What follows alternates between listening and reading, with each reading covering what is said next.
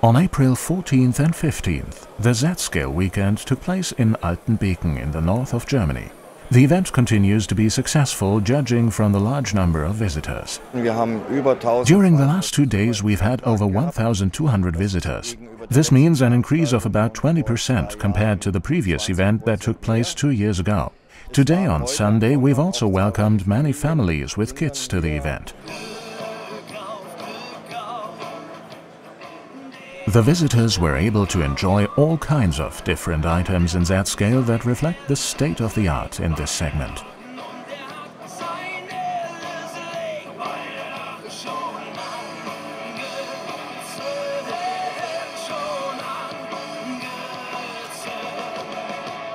The scene on the layout is far quieter. Here we have spotted a Series E94 engine by Märklin making its way through the idyllic landscape that reminds us of the famous Höllental, Hell's Valley, in the German Black Forest. Visitors were able to discover a large number of compact but richly detailed scenes on the layout. Time and time again, it is astonishing to see what can be achieved even in such a small model scale. This positive trend has been developing for quite some time now. I have noticed that the Z-Scale is moving away from being a mere toy railroad to an actual model railroad. An ample supply of accessories and highly detailed vehicles now put it on the same level as other gauges. A combination of small-scale models and a skillful model builder may then lead to an exquisite result such as this. However, any layout constructor also requires a vivid imagination and a feeling for creating small but interesting scenes. Nowadays we have access to much better types of motors and propulsion technology. All engines, and especially steam engines, now are being rendered in far greater detail. Within the last few years, the Z-Scale has caught up massively after a stretch of quiet, less innovative years. Series 64 made by Märklin would be a good example for this favorable trend. Here we can observe the cute little model as it is hauling a freight train across the layout. At the same time, the layout does not only depict idyllic pastoral landscape, but also rough smokestack industries. It's a real pleasure to recreate these, especially in Z-Scale.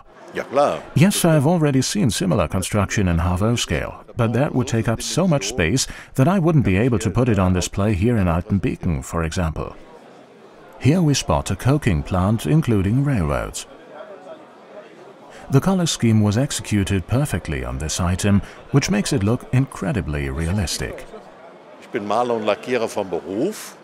I am a trained painter by profession. For the layout, I only use powder paint that I don't mix with water or oil, but with a penetrating primer, which makes it much easier to apply the paint. Moreover, I am able to take off a bit of each layer with a piece of cloth and apply a different shade on top in order to attain a result as realistic as possible. Yet another good reason for a visit to Altenbeken is to gather and swap information.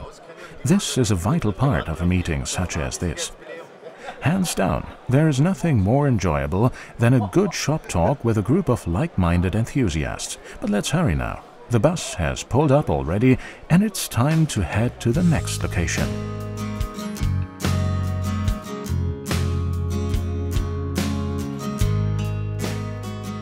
Raffaele Piccolo from Turin in Italy exhibits his 3 pieces in individual frames. What a clever way to display these beautiful items in front of a picturesque backdrop. This piece clearly depicts a scene set somewhere in the United States. A matching picture in the background complements the scenery.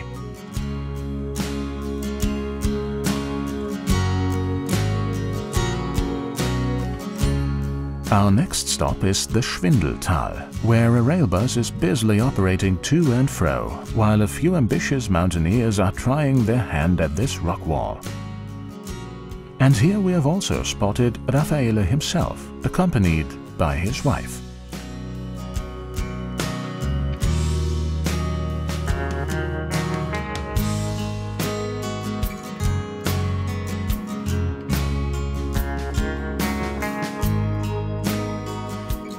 The light effects impart a fascinating look to this item. A black and white postcard served as inspiration for Raffaele and led him to build a layout in black and white as well. Yes, even the models come in black and white, as if taken out of an old photograph. In contrast, the modern freight trains boast a large variety of colors. The container terminal is buzzing with all sorts of activities.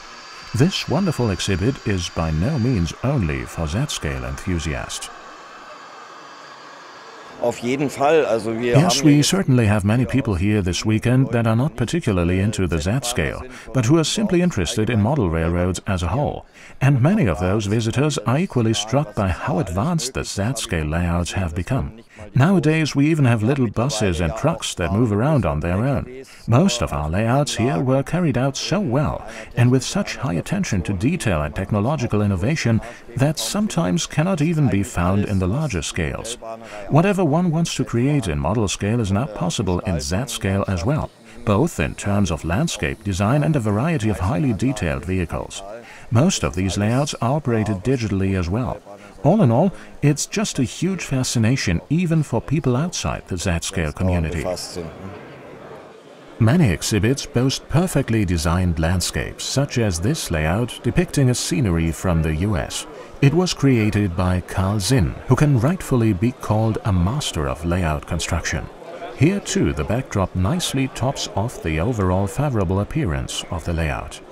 I was particularly struck by many of the little details on Willy Pflugbeil's layout, some of which are still under construction. He's now 75 years old and still creates amazing masterpieces by hand, some including overhead wires that are so thin that they're hardly visible to the naked eye. However, the perfect overhead wires aren't the only eye-catching detail on this layout. This is a double-track main line with a distance of 18 mm between the centers of the tracks instead of the 25 mm defined by Märklin. The bridges were carried out nicely as well. They were created by hand, like most of the other details on this layout as well. Here we have a nice little oldtimer from the 1880s that, despite of its small size, comes with 4 functional wheels and can operate on its own. And over there we have a horse-drawn carriage, and the horse spooks at the unfamiliar noise of the vehicle. I built all of the houses from scratch and without commercial parts. They all depict buildings that exist in real life and are true to scale. I am still building the remaining houses on this block. After that, I am going to complete the landscape, which is going to be great fun for sure. It's a nice picture to also have trains roll across those bridges as well. Civil engineering works of this kind are always eye-catching. Was bislang eigentlich fehlte, war ein Modell dieser wunderbaren Brücke Altenbeken. What had been missing so far was an actual model version of the famous viaduct of Altenbeken. This void has now been filled, hasn't it? Yes, we have now released a model in a flexible version, which means it can be produced in different lengths. There is a basic version with 4 arches and an extension with 3 arches. In addition, the bridge can be built with a single or double track line. Is this model already available? Yes, it is. It can be bought here at our booth, and we also offer a nice overhead wire to fit the viaduct. Will it be difficult to assemble the overhead wire? No, this is easily done. The viaduct already comes with slots built into the surface that are usually hidden by a little panel. All you'd need to do is remove the cover, pop in the masts with a drop of glue, and you're done. The origins of the Z-scale can be traced back to Göppingen and Märklin. What, in your opinion, is the role of the company as market leader nowadays? We wouldn't be able to enjoy the Z-scale now if it wasn't for Märklin. Some other smaller companies may produce individual items that Märklin doesn't have on offer, but Märklin still provides all the essential material. Moreover, their rolling stock has massively improved within the last few years, thanks to the new generation of motors and the improved attention to detail on all vehicles. Everyone just loves them.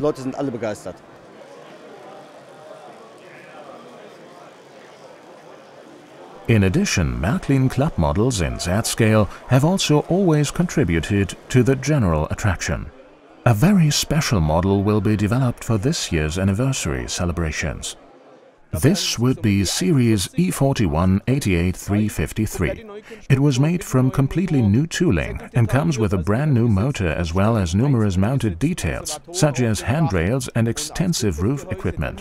Furthermore, there will be anniversary models celebrating 25 years of the club, such as Series 01, in a dark blue color scheme and attractive hand-painted ornamental rings on the boiler. The new items for this summer are already planned as well. There will be a few items for friends of the DR Ost, such as Series 103, which is the former V36, which comes with matching cars. In addition, we are currently revising the ICE 3. It will receive shorter couplers and will also depict the ICE as a multi-system vehicle MF406. Recently, the Z-scale has evolved beautifully, which is such a wonderful sight to see. When taking a look around here, you can't help but notice how advanced the technology and design of each layout have become. Every 2 years we can see more progress in their field. At the main plant in Göppingen, Märklin staffers have begun the production of the 2018 club model. It's a rendering of the SBB Crocodile in its switching version. The intermediate section is being constructed at this station.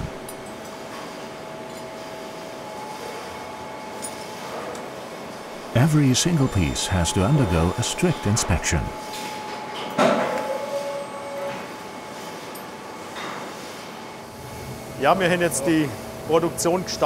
Production of the crocodile has begun and we can now see the first few completed items. How do they look? Also mit der Qualität, Oberfläche sind wir sehr zufrieden. They look great. The overall quality and the surfaces look good. The machines and tools seem to work perfectly. The tiny details and windows pose a real challenge. The cavities in the mold need to be filled out properly. Das sind so die Besonderheiten. Und hier sieht man, dass diese Fenster auch. Here we can see that this small window in the corner was overcast as well, which improves the flow characteristic of the material. Likewise, there are some drill holes that we can't carry out here, and which will later be added on the CNC machine. Die werden dann auf einer NC-Maschine dann noch nachgebaut. Solche Sachen ist dann die Nachbearbeitung. This already looks pretty good. Let's head over to the die casting post-processing and take a look at the production steps that are carried out here. Despite the high amount of technology used at other departments, this production step still relies on manual work. Mold flash is removed with the help of a special rotating brush. This job looks easy enough, but it does take some precision. In the meantime, the front and rear ends of the engine are being worked on at the CNC machining center. Here, most of the work is indeed automated. Still, there are some tasks on the model that need to be carried out manually, for example, with the help of a file, a scraper and emery cloth.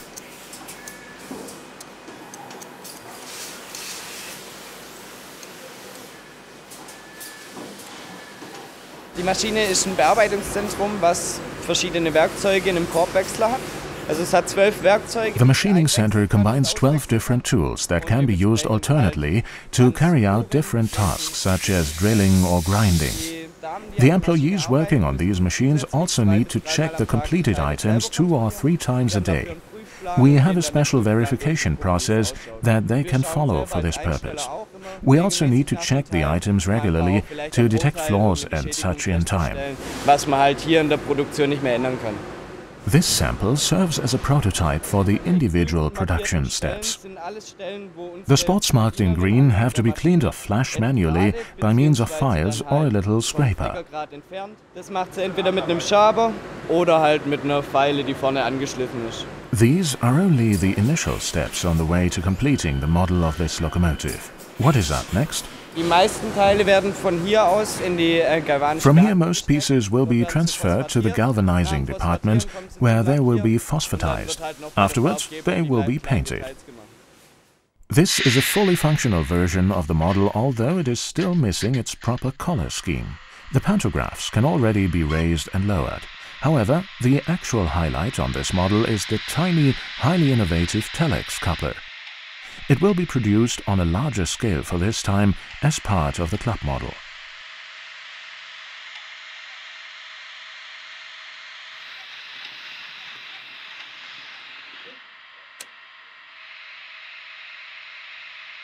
With those, the little engine effortlessly hooks on to another vehicle. We are already amazed by this new piece of equipment. In comparison to this early version of the model, this version will have improved service panels situated at each end of the engine. Now the model will come with 2 openings for maintenance in order to depict the prototype as closely as possible. At any rate, this new crocodile is sure to be a real highlight. It will only be available to Märklin and Tricks Club members who placed their order in time, that is, prior to April 30th, 2018. Nowadays, electrical light signals in various shapes and sizes can be found along most railroad lines. They break up the track into several segments and control access through main and approach signals. Markers indicate the distance to each approach signal. On main lines, approach and main signals are usually positioned 1,000 meters or about 0.6 miles apart from each other. Märklin offers light signals in the standard make of the German Federal Railroad. This approach signal is included among them as well.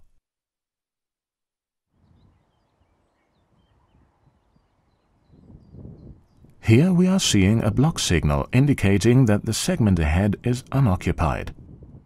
As soon as the train has passed, it will change indications to protect the subsequent segment from following train traffic.